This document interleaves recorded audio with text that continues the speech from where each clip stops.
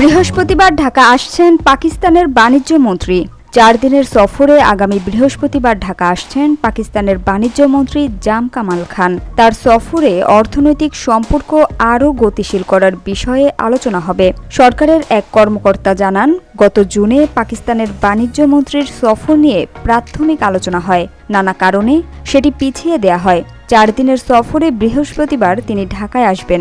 ঢাকা সফরকালে পাকিস্তানের বাণিজ্য মন্ত্রীর মূল বৈঠকটি হবে অন্তর্বর্তী সরকারের বাণিজ্য উপদেষ্টা শেখ বশির উদ্দিনের সঙ্গে। এছাড়া প্রধান উপদেষ্টা ডক্টর মোহাম্মদ ইউনূসের সঙ্গে সাক্ষাৎ ছাড়াও সরকারের আরও কিছু ঊর্ধ্বতন কর্মকর্তার সঙ্গে বসবেন কামাল খান।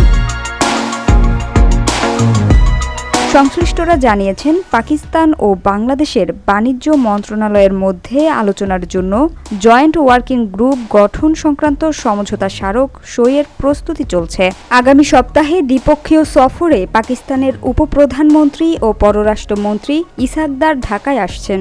সে সময় এ সমঝোতা স্মারকটি সই হওয়ার সম্ভাবনা আছে।